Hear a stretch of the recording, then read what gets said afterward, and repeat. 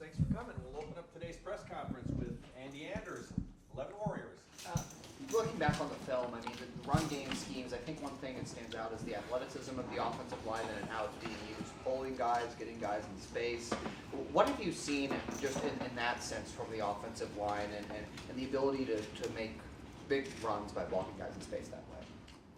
Yeah, I don't know if we're going to make any conclusions off of the first couple of games, but you go off of what you see on film, and I think guys first off are playing hard. They're running to the football, but they're getting to the next level better. I think you've seen that on film. Guys are getting up to the second level better on a few of the stuff that we had organized for this past game, and you're seeing pad level lower, and guys are rocking off the ball, and I think the running backs are running hard, but. I don't think we're in any place right now to make any judgments on where we are, but that was what we did on Saturday. Far left, Joe Nugent, WCMH. Were you satisfied with the rotation at right guard, and is that something you can see doing moving forward? Yeah, I think both of those guys deserve to play. I mentioned that last week, and they both did. We'll continue to evaluate it and grade and make sure, but we all know we're going to need these guys, and. That's the thing, whether it's Trevion and Quinshon or Austin and Tegra. I mean, these guys are team players, and they want to win.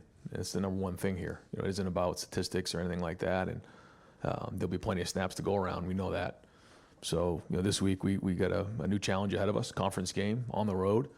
So those guys will help each other, and we'll see how this week of practice goes, and as we get closer to the game, put a plan together. Robinson, The Athletic. Ryan, when you look back at film or even talk to Jaden, what did you see that went wrong in his kickoffs, and how do you evaluate that going forward? Yeah, I just talked to him about his mindset, and he gave me some information just about a little tweak that he had, and he's either has to make the correction or has to communicate to us that there was an issue. So, talked to him for a while though about that and how much we needed moving forward. Would you say tweak, injury, or just something he changed in his what he was doing? Yeah, he felt a little something somewhere early on, and wasn't able to quite make the adjustment from there. So nothing long term or anything like that.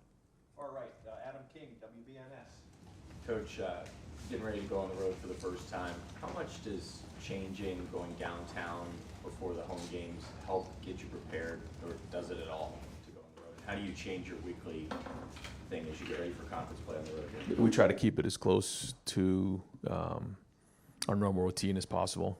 I would say that we do have a little bit more of that feel when we're downtown, that we're on our own and a little bit more isolated, which is good. I think it avoids some distractions as much as we liked being here on campus. But this is new. I mean, you're going on the road in a conference environment. I'm sure they'll have a great crowd, night game.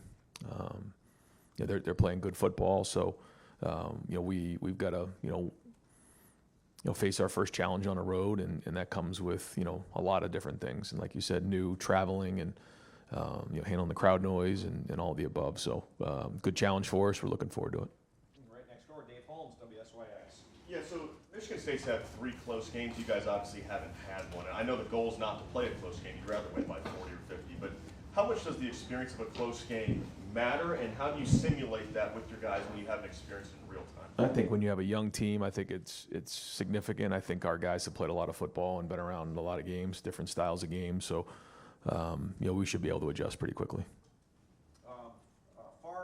Front row left, Dave Biddle, 24/7 Sports. Back to right guard for a moment. When you guys are making a decision like that to rotate, how do you balance, we want to have cohesion up front with the same 5 guys, get Tegra as many reps as possible, getting Donnie back, with also wanting to build that depth with getting Austin in there. You know what I mean? Yeah. And I think but also I think, giving both of them a chance to catch their breath for a series or two is actually a good thing for a young player. So we look at that during the week. We'll rotate those guys during the week so that there's chemistry between Josh Fryer, Seth, and both of those guys when they're in there. And I think when you practice that way and then you play that way, there isn't all of a sudden like this chemistry issue or anything like that. As long as whoever's not in the game is really, focused in, seeing the plays on a tablet, seeing the adjustments in real time, I think that's good. And I do think that is a benefit to having the tablets is, although they're not in there getting the rep, they can actually see what happened in the last series and make any kind of adjustments that are going on in game. Just a quick Follow-up, is Tegra definitely the starter there, or is it a pretty good battle there between him and Austin? Or Yeah, we're going to keep moving forward just like we just did, and let these guys both play. And as of right now, Tegra's going to start, but they're both going to play, and I think they're excited about that. And I do think it's good for them, especially early on, to have a series to catch their breath and then get back in there. Dylan Davis, Delaware Gazette. Devin Brown got a chance to get in there and throw the ball around a little bit. What was your assessment of Devin and how he played? A couple, the third down conversion was good. He did miss a couple throws, so probably not as much in the game to really make a huge evaluation on. But every play is an evaluation. We're trying to build that depth, and so the development has to keep coming in practice, and when we get in there in a game, we want to move the ball down the field and score touchdowns. As you enter conference play, these chances to get these guys in the game might be a little bit more difficult to come by. Is Devin still your unquestioned number 2 quarterback right now? Is that a competition at all still? Or is he guys are competing every day in practice. He would be our number 2 right now, but yeah, that's across the board. Everyone's got an opportunity to compete, and there's 5 guys in that room that want to get out there, and so to say they're not competing every day wouldn't be right for them. They got to come and bring it, and so we'll have opportunities today this week in practice to evaluate them and kind of see where we go, but right now he is our 2. Right behind him, Andy Backstrom, Letterman Row. Yeah, Ryan, what makes Carnell so valuable when the ball isn't in his hands? Like whether it's perimeter blocking, pre-snap motion, it feels like you guys lean on him for a lot. Just what makes him so valuable in those situations? His accountability is tremendous. His blocking, his attention to detail, like you said, his route running, the precision of his routes. And he's had a great guy in Emeka to look up to. We saw Marvin work last year, but he's carving out his own legacy here. He's a guy that we look to who has become a major part of our offense and someone that does a lot of things for us. He's on punt return. He's running a lot of the stuff there. He's extremely talented, running routes and catching balls, and so you can see all that. But he's becoming a complete football player and also a leader. Don Taberry, WBNS. Coach, how much more do things ramp up now that the non-conference is over and you're going into Big Ten play and scout Sparty for it? Yeah, it's always about us. So, we always say that the opponent doesn't matter. But all that being said, going on the road and a conference opponent is a big deal. So everything's got to ramp up. And now we're into game 4, and we got to keep upgrading each week. So we got to have a great week of practice, and everything needs to ramp up. I think. First off, I think, Jonathan's done a really good job already of establishing an identity there. I feel like, they have a really good quarterback, good young quarterback who can do a lot of different things. He can beat you with his feet. He's made some really nice throws, in some big games for them, and won a game on the road already at Maryland, and so for a young quarterback, that's we should give him a lot of confidence. On defense, they're playing really, really hard. You can tell they're well coached. So I think he's upgraded in a lot of areas, and he's doing a good job. So, we got to, this is a Big Ten road game for us, and we got to bring it. Bill Landis, Kings of the North. Right, you guys have been really explosive passing, just like a lot of short stuff, screens and slants and all that kind of stuff. As the offense continues to evolve, would you like to see more vertical shots in the offense, or are you pretty comfortable with where you are now and how kind of precise you've been on the short stuff? No, it's a good question. I think we want to always, be able to run it right at you, run it outside, run it or throw the ball, horizontally and throw it vertically. And when you can do all those things, you're putting the defense in the highest amount of stress as possible. And a big part of that, though, is what the defense is giving. They, if they want to play, real deep and keep it in front, then we got to do a good job being efficient with those. If they start to challenge a little bit more, then we got to get behind them and run by them. So if you can do all of those things along with, in the run game, have the quarterback involved with it, again, we feel like that's putting a lot of stress on the defense. And but the key is, when they take away something, can you get to the next thing? And that's what's important. But we've worked hard to try to make sure we have diversity within the offense. Will had said, I think in camp, that he was trying to work on being a more consistent downfield thrower. He hasn't had a large, volume of downfield targets just yet. But what have you made of that so far? Yeah, no, he's really made some great balls and great throws in practice, and he's really made a lot of progress. He has. So long way to go. still early in the season, but he can make them all, and he's done it in practice, and so I think the timing is continuing to improve. You can just see, the ball's coming out of his hands, and the receivers are maybe even not even out of their break quite yet. I mean, that's good sign. Those are all good signs, and and our guys do such a great job downfield of going up and getting it too. So there's a lot of opportunity, and a lot of games ahead of us. Tony German, Buckeye Huddle.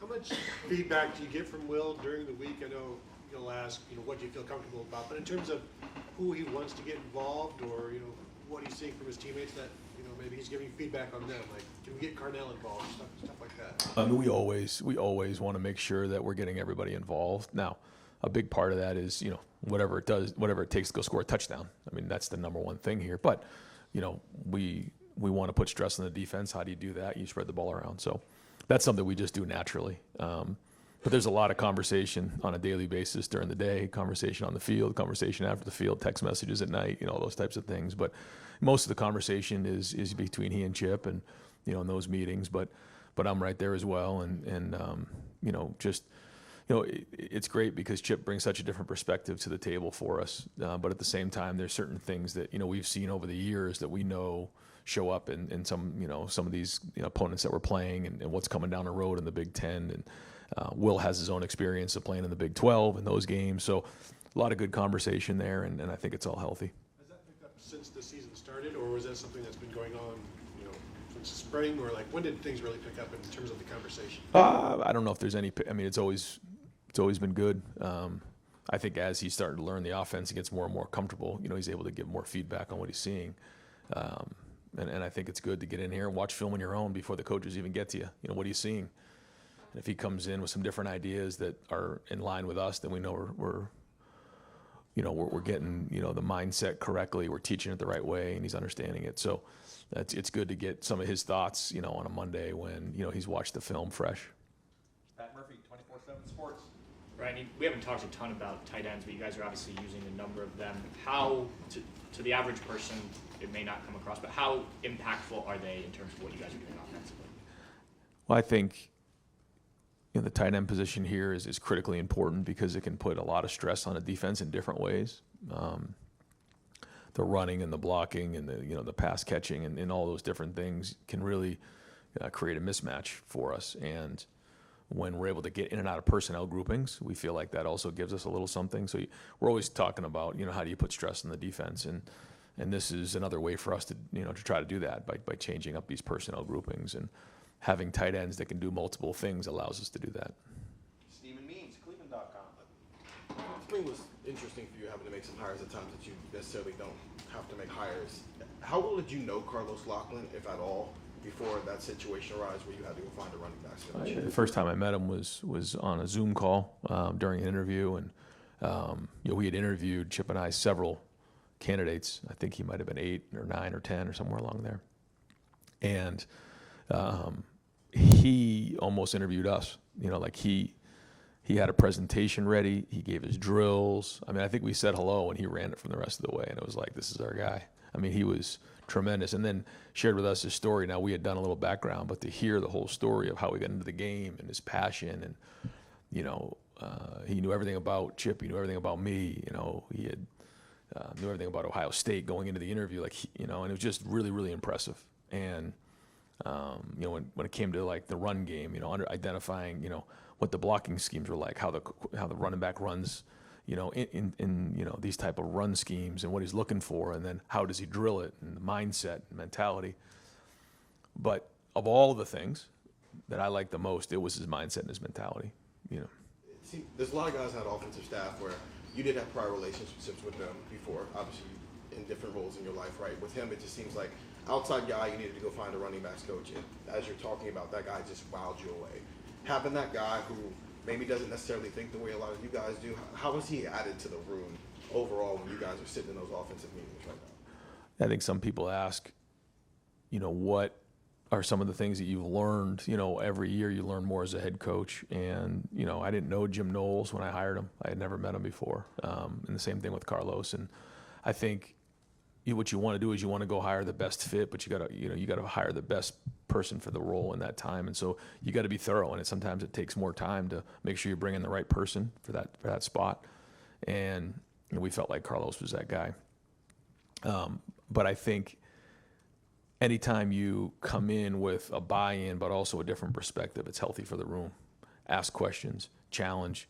Have you ever thought about doing it this way? This is the way we've done it. Show you some clips of film, just to kind of splash the water, I think is great. And I think early on, you got to kind of learn the way that it's, our system works, which he's done a great job of. But even now, just gives little ideas here and there out of practice of things that, he's done at some of his prior stops. And that's all really, really healthy stuff. It just gives you perspective too. Spencer Holbrook, Letterman Row. Ryan, we talk so much about the interior of the offensive line, but what have you seen so far from Josh Simmons? I'm sure it's good when you don't hear much from the left tackle, but he's been penalty free through 3 weeks. Yeah, I think Josh has played much more physical. He's finishing to the ball more. He's finishing to strain more. He's put more time in studying. He's a year into the system. So, we're counting on him to, be, the left tackle that we need to go reach our goals. Still early, but you're seeing progress there. Stefan Kreisnik, Cleveland.com. You ready, Paul? Yeah. Okay. With Travion and kind of the combo that he's had with Quinn-Sean, where have you seen him kind of grow, and how do you think he's kind of embraced the role of splitting the reps more? I think they've both been excellent. Yeah, and I think that's people ask all the time, but they pull for each other, and you can see in this game they both had great games. They both were the player of the game on offense for us, and when Quinn-Sean's got a great run in front of the team, Trey's cheering him on, and vice versa. So they know what a long season it is, and I think they both make each other better. Dan Hope, 11 Warriors. Ryan, do you expect Tyleek Williams to be able to practice and play this week? And what was your assessment just overall of how the other defensive tackles played against Marshall? Yeah, I think that Tyleek's day-to-day. He'll be out there today. We'll see how it goes. I think when you watch the film, there was good play, but there needs to be more consistent play. And so, there's a lot to learn from there and a lot to grow from. And this is an opportunity to build depth in that room. When Tyleek, is out there, he certainly makes his impact felt. And just like when we lost Donovan there for those couple of weeks, it was an opportunity. And so you learn about that when you have to step into that role. It's different than when you're, playing 10 to 15 snaps in a backup capacity to when you're the guy. So good challenge for those guys. And I think, everybody in that room would tell you that there was some good plays, but there needs to be more consistent play. Steve Hellwagen, 24/7 Sports. Just put my hand up and get right in. Want to ask about the defense, just some problems getting off the field on 3rd and 4th down this past week. Was there a consistent theme to anything that you guys saw, or some things that maybe future opponents could hone in on to convert some of those in future games? Yeah, every time you get done with the game, you evaluate it and try to sort through, what went well and what needs to improve. And, there's, I'm not going to get into all the different things right now, but, there was definitely some plays on 3rd down that we'd like to have back, that we'd like to execute better. Is pass rush where you want it right now, just 1 sack? This past week, and it wasn't even out of the regular 4-man, it was out of the Rushman kind of special package.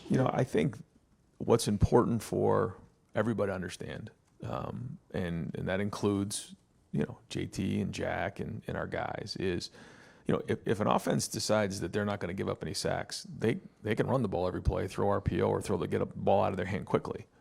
And so it isn't a game of stats. What you got to do is you got to stop the run. And if the quarterback, is in a situation where he's looking to run quarterback draw or quarterback power or those type of things, we got to stop the run first. The sacks will come. So, just to go out there and think you're just going to go sack the quarterback, if one of the things that the other, side of the ball decides is we're not just going to take a 5-step drop and hang on to the ball, then those opportunities aren't going to be there. You have to defend what the other team is trying to do. And so, that's just the bottom line. And, when you have talented pass rushers like that, you're going to get some different styles of play. And so we all just have to make sure that, we understand the goal is first is to stop the run. And then secondly, it's obviously, about disrupting the passing game. But there's different ways to disrupt the passing game. And to think that, we're just going to, guys are just going to drop back pass in a game like that, is going to happen. The ball came out quick. Quarterback did not hang on to it. So, there's a lot of things that come with that, and we could talk about this for hours, but I want to make sure that the number one goal is the number one goal, and that's to stop the run and to get off the field on third down, whatever that takes. And it may not be a sack. Joey Kaufman, Columbus Dispatch. Ryan, did you hear anybody from the Woody days about going into the tee on that sneak with Will Howard? The tee, well, yeah, Chip brought it out in the spring game, and that was kind of robust there to show a little respect to Coach Hayes and the way they used to run the ball here. So, we wanted to do that then. Now, that formation gives us a little something. It gives us some balance. And so, we'll continue to build on it as the season goes on. Chip ran in a lot at UCLA. Was that sort of something or not a lot, but he ran it somewhat at UCLA. Was that something he kind of suggested he was something you could do? Absolutely. Yeah, that was something he's got a little bit of background in. So we spent some time talking about it this off season and looked at some different things out of it. And so, when appropriate, we'll utilize it. Far left, Whitney Harding, WCMH. Hi, Ryan. Kind of a left field question. I was going to ask you, have you heard about the story about Michigan State's Armorian Smith and that he's raising his 5 siblings? I mean, it's just a truly incredible story, and I was wondering what your thoughts were on, what these kids on a regular go through. Right. And the extra time that he's putting into all of this. Yeah, I was told secondhand a little bit. I don't know all the details, so it'd be hard for me to comment on it. But I certainly, what I've heard, have a lot of respect, for that situation and understand the challenges that I can't imagine what that challenge is like. But and everything that it sounds like he and his family have gone through. So it's one of the things that kind of gets lost a little bit. Is that these are young men and not everybody's has the same family situation or dynamic, and that's why we always have to make sure we focus on our one of our goals here is to raise great young men and to be supportive and those type of things. And so again, I don't know all the details, but certainly have a lot of respect and have definitely thought about what that means for he and his family. Austin Ward, the podcast. Ryan, just last week you were in here talking about with the tackles that Caden and Will, Jason might have some opportunities, and I don't know if it was a challenge to them for Saturday or if you thought those guys were ready to take on more reps. Did what happened Saturday trouble you at all with the depth? Is that just a product of being out there for the first time? Was the depth? Is it not where you guys really want at tackle? I'm throwing a lot out there. No, I know. You're trying to figure out what was the evaluation coming out of it. Yeah, I get it. I think, again, it was a mixed bag. Do we want to see more consistent play? Yeah, we do. Like the 4th down stop by Tywan Malone was a really good play. He took an adjustment that happened in game, and that happened on the sideline, and he made it on the field and made that play. I thought he had a really good play in a screen. He put his foot in the ground, redirected, and made a play. But then there's also some clips of film that we got to be better. So, but I think that's I think about when Austin got put into that role in the first couple of weeks here in preseason camp. It wasn't very good because you have to almost recalibrate yourself to this is what I got to bring every single play. I can't it's not just 10 or 15 plays, and I got to bring it every single play. So, we'll see where that goes this week. We'll see where Tyleek's at, but. When those guys do get in there, we're counting on, an adjustment to be made and some progress to be made there. Was the nature of that game with some of what they were running with the quarterback, the heat, the temperature on the field, the rubber melting or whatever, did it make it difficult at all? I know that you guys aren't going to ever lower the standard or expectation once you're out there and wearing that uniform, but did it make it more complicated to evaluate when all those factors are in there? No, because they're the same for both sides, and, we're not going to make any excuses about that. I mean, either do your job or you don't. And there's a lot of things that can come into play. Like you said, there was some unique schemes in there, but still, ultimately you did your job or you didn't. You either graded out a champion or you didn't, and I think ultimately we have to make sure that we keep it just, black and white, and that's what it is. And either you did your job or you didn't. You played good enough to win or you didn't. And so there's a lot that comes with that. And it's like instant feedback on how your preparation went. How did you practice? How was your meetings? How were your walkthroughs? Did you spend enough time watching film? All those things. How about, did you get enough rest? Did you hydrate well enough, the night before? So, you got to evaluate all those things, figure out what you did well, enhance them. The things you didn't do, you got to get them fixed. And that's a part of the progress. But you're getting good feedback when you're getting way more reps against, the ones than you would typically, if you're playing as a backup. So, we'll see. We'll see where this thing goes. But they've certainly been challenged, and I know everybody in that room is going to work hard to get it to where we need it to be. Bill Rabinowitz, Columbus Dispatch. When you got the 4 big transfers, Will, Steph, Caleb, and Quinshawn, you knew they were talented, but it's one thing to integrate them, and have they done and been everything that you hoped they would be, and how much of an addition has that been? Obviously, it's a big one, but can you quantify it? I think, first off, it's the culture fit, and I think all of those guys have been excellent culture fits. I think when you watch all of them play, they play with emotion. They like to be around this team. There's a play where Seph's running downfield on him.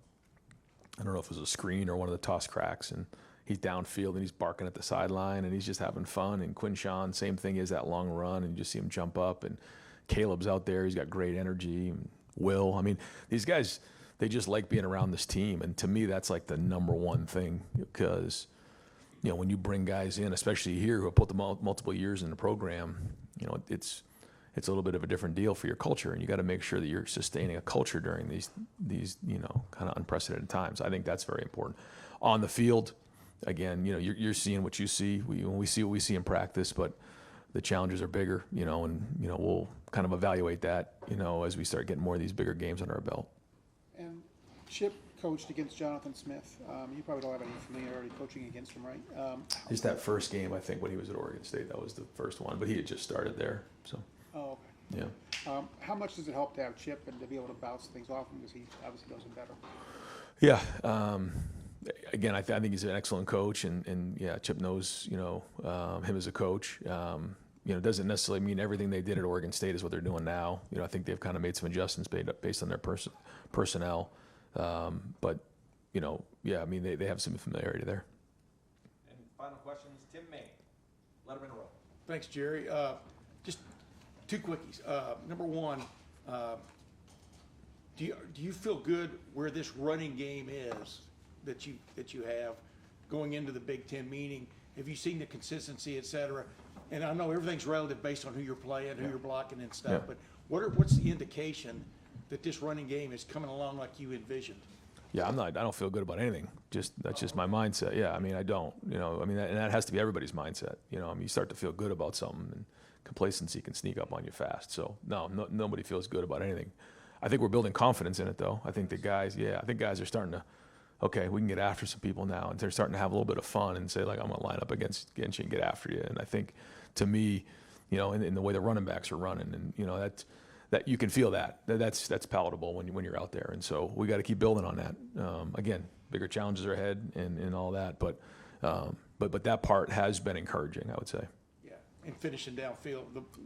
So I'm saying, like, to me, like that's more than anything. We want the execution. You got to do your job. You got to grade out a champion, but it's how hard are you playing down the field and finishing blocks and finishing your runs. And, we saw that here, but again, it's just a start. And is it amazing to you how, because y'all have done this, you look at Michigan State, they didn't just bring in a new coach, they brought in other players. You know what I mean? Yep. They've reshaped their roster have. and stuff. People are used to like a sequential thing, I think, from college football. But that's not the way it is anymore and stuff. But has Michigan State done a good job in that regard? How would you describe it? Yeah, I think so. Like you said, it's year to year more than ever, and they've done a nice job. They're playing hard, and they put some good pieces into it, and they're a good team. To win that game on the road against Maryland really, is they caught everybody's attention. Thanks, man. Yep. All right, guys.